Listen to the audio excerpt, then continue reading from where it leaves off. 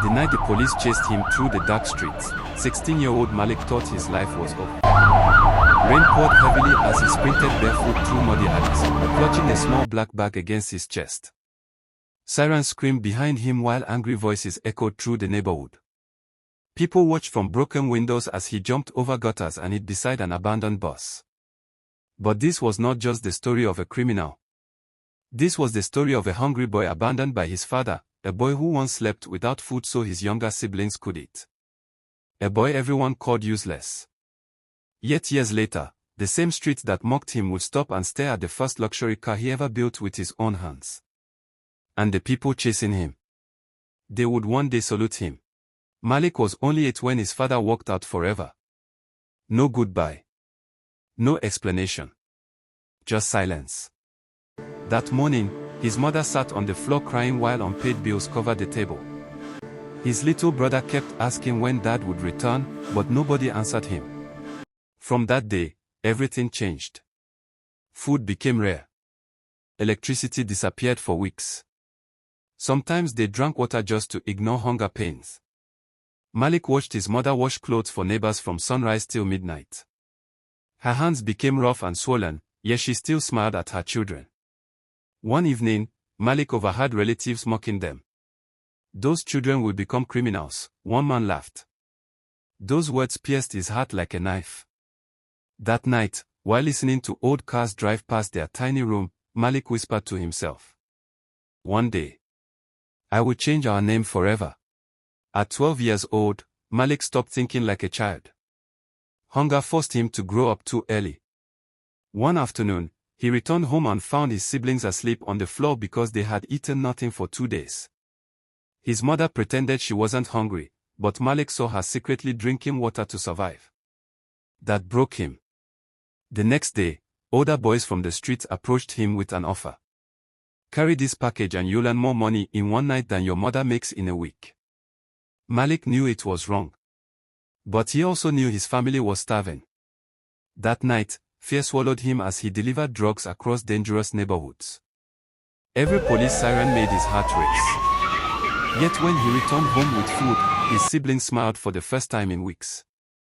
And for a moment, crime felt like survival. Months turned into years. Malik became faster, smarter, and colder.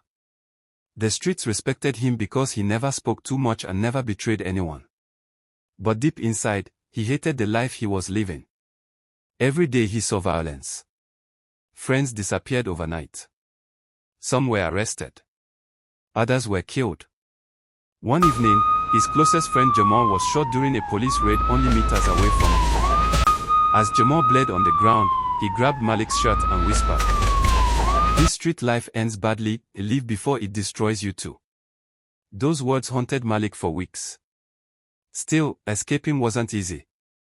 The streets gave him money. The streets fed his family.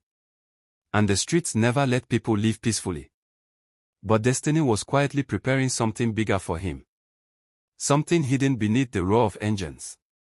One afternoon, Malik passed a mechanic workshop while escaping from rival dealers.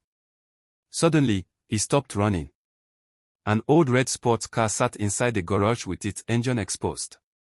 The mechanic carefully adjusted parts while the engine growled like a beast waking up. Malik stared in complete amazement. For the first time in years, he forgot about drugs, police, and fear. Cars fascinated him. The mechanic noticed the teenager watching closely. "You like cars?" the old man asked. Malik nodded silently. The mechanic laughed. "Engines speak to people who are lost." Those words stayed in Malik's mind forever. From that day, he secretly visited the workshop every evening. He watched mechanics repair engines, paint bodies, and rebuild broken vehicles. While others saw machines, Malik saw hope. And for the first time, he imagined a future beyond the streets. Malik tried balancing school with street work and mechanic training, but life became too difficult. Teachers mocked his torn uniform. Students laughed at his worn-out shoes.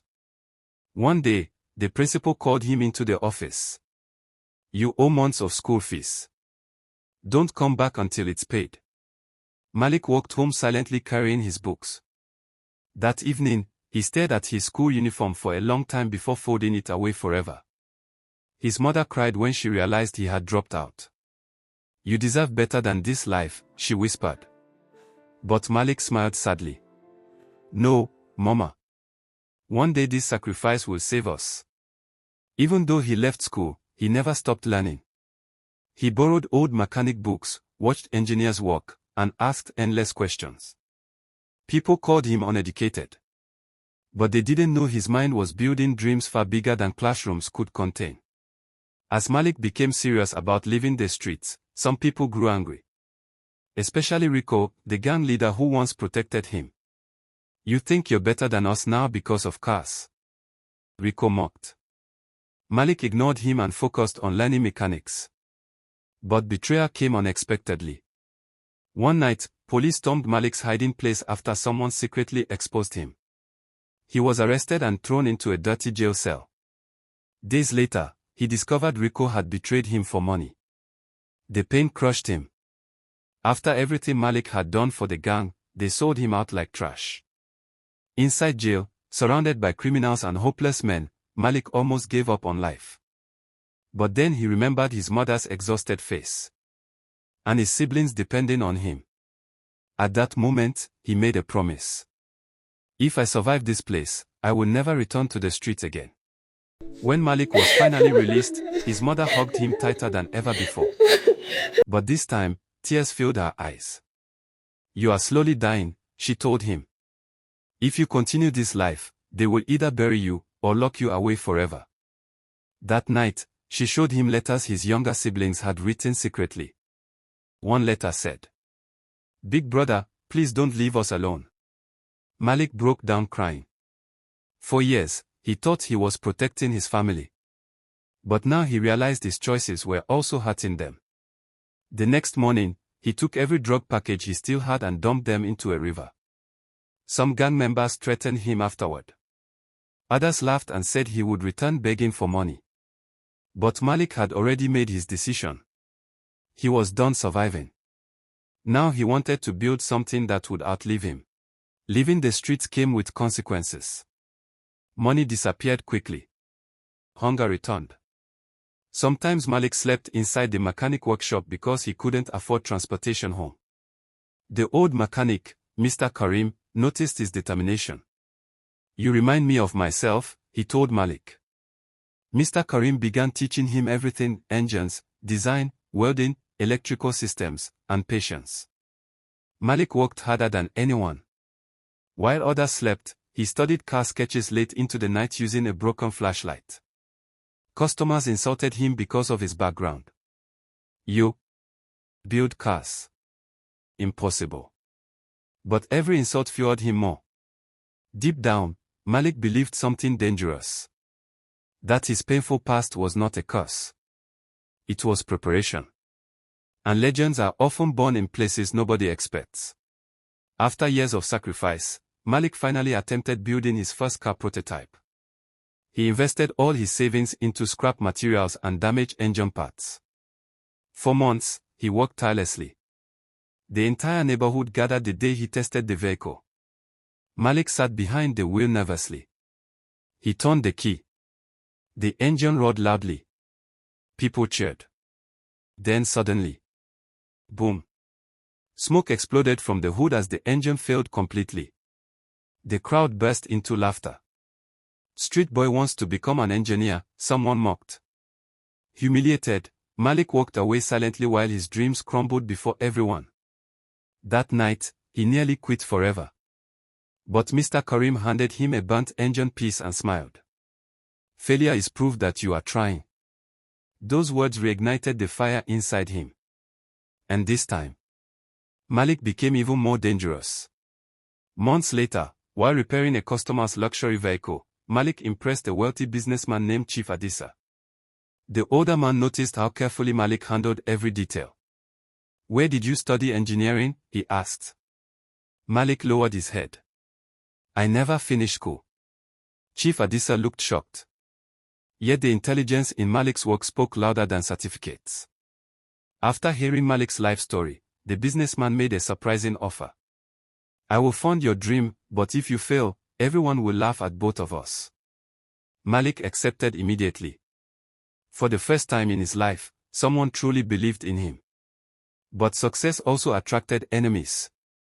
Former gang members began threatening him, demanding money and loyalty. Malik now faced a terrifying choice.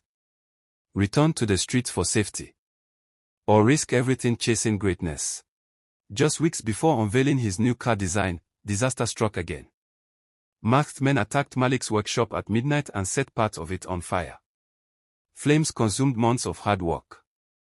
Malik arrived too late and collapsed to his knees watching his dream burn. Then he saw a message spray-painted on the wall. You can never escape the streets. Malik suspected Rico immediately. The attack shattered him emotionally. For the first time in years, he questioned whether destiny was against him. But while standing in the ashes, his younger sister held his hand and whispered, "You taught us never to quit." Those simple words reminded him who he was. A survivor. A fighter. A boy abandoned by the world. Who refused to abandon himself. Malik rebuilt everything from scratch.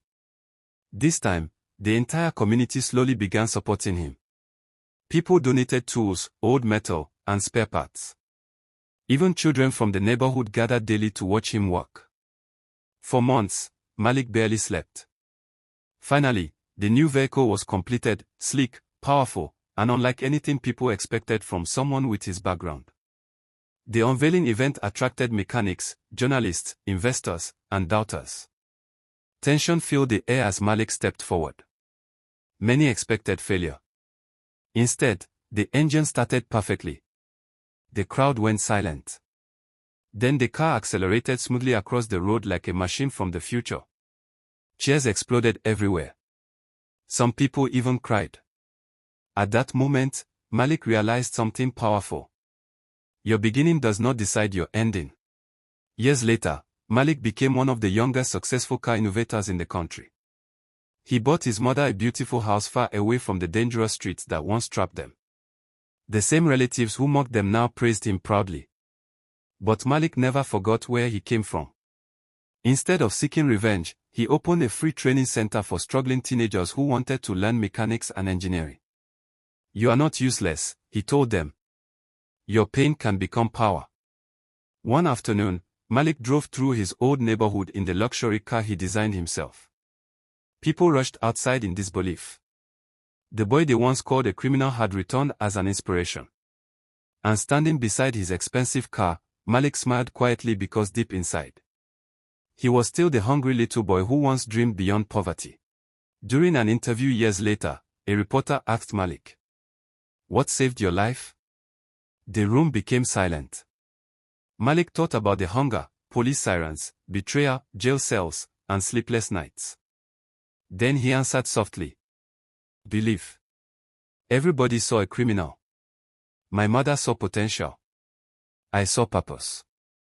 He explained how dreams can survive even in broken places. You can lose money. You can lose people. You can fail many times. But if you don't lose belief in yourself, your story is not over. As cameras flashed around him, Malik looked directly ahead with tears in his eyes. Because he knew somewhere out there, another lost child was watching. Another hungry boy was searching for hope. And maybe this story would save that child the same way dreams once saved him.